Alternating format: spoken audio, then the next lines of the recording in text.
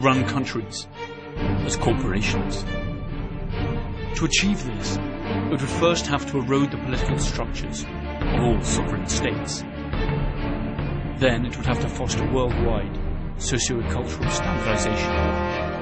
And finally, it would have to impose a globalized financial system that it could control. Critics add that all of this would be achieved by provoking global conflicts that would keep the masses united against real or imaginary common enemies. Any similarity with reality is surely pure coincidence. But can an organisation, no matter how hard it tries to manipulate the world, actually achieve this? If so, how much power would it need to amass?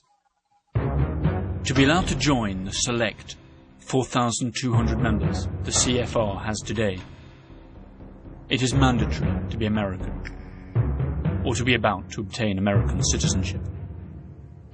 The Council is loaded with top executives of financial institutions, powerful industry leaders, and mass media executives.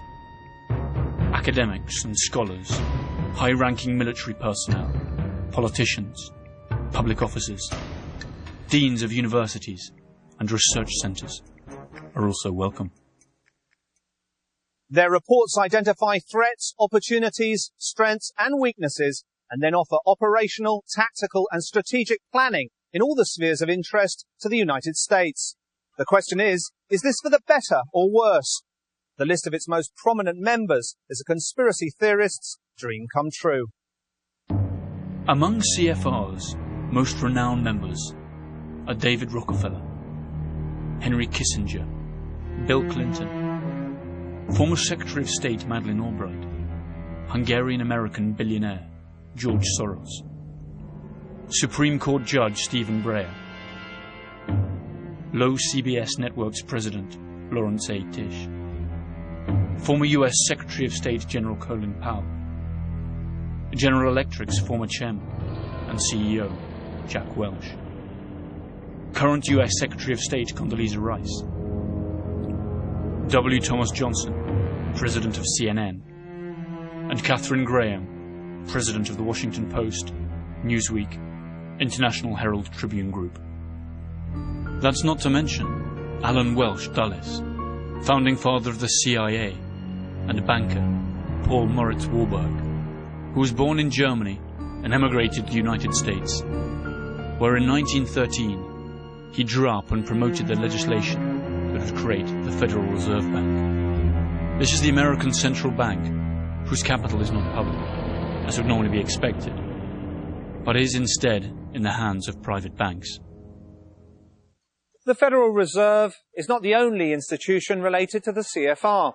The International Monetary Fund behind me and the World Bank close by were both created by CFR members. These three organisations control most of the world's capital, as well as distribution and aid policies. That is to say, they decide who wins and who loses. Both the IMF and the World Bank have come in for some heavy criticism over many years for their lousy management of world crises, when instead of acting like last resort moneylenders, as their mission states, they became involved in dictating the macroeconomic policies of deeply indebted nations, drowning them in more and more debt. This policy had catastrophic results for countries such as Brazil, Argentina, Turkey and Mexico. Joseph Stiglitz, Nobel laureate for economics, has repeatedly attacked the performance of the fund, suggesting that it was the true cause of many of the aforementioned crises. This cannot be brushed off as hearsay, since Stiglitz was chief economist and senior vice president of the World Bank from 1997 to 2000. In other words, an insider.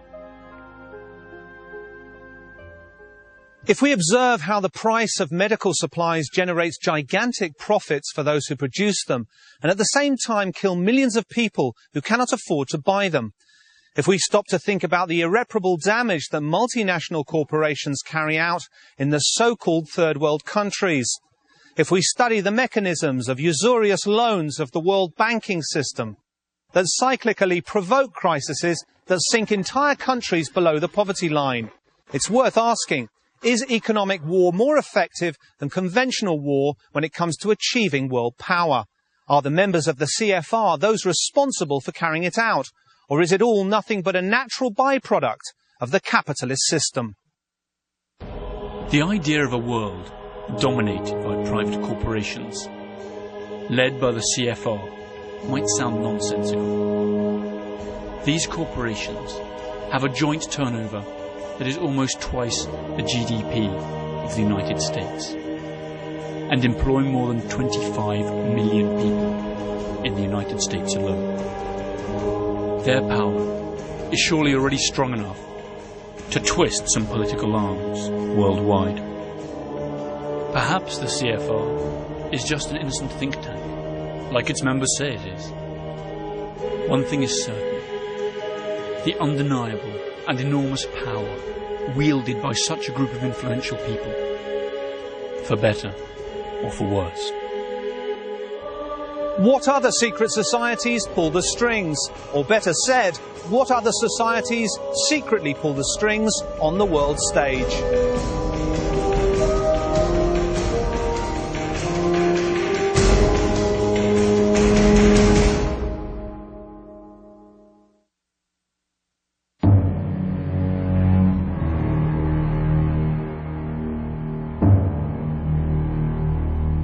Most experts agree that one of the traits of contemporary secret societies is that they are no longer guided by ideology, but rather by pure and simple economics.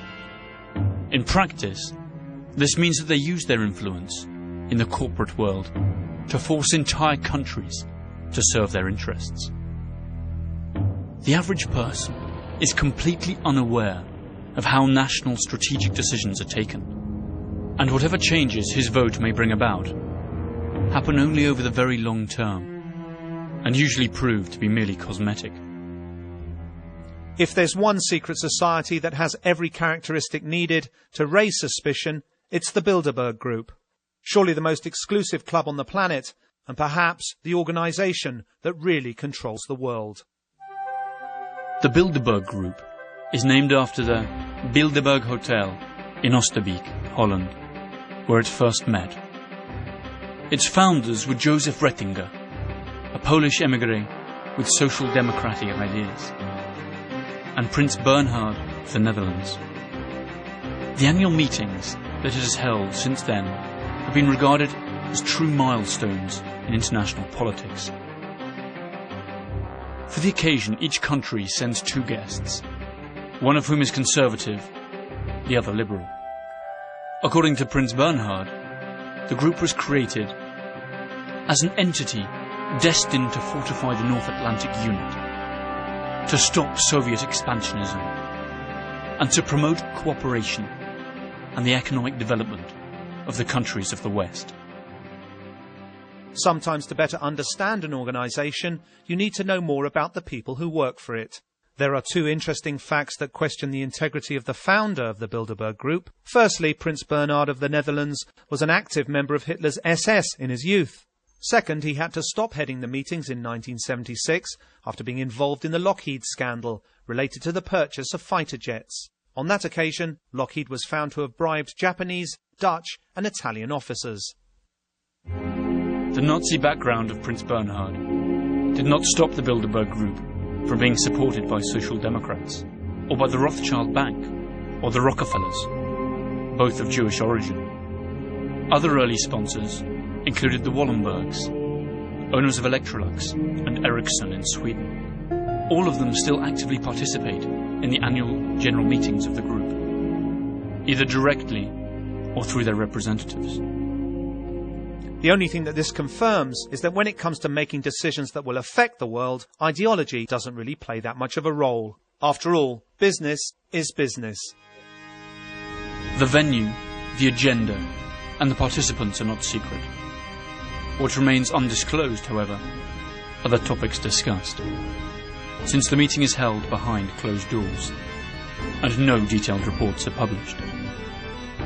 The conference takes place during a weekend in May, and lasts 3 full days. usually a few weeks before the G8's annual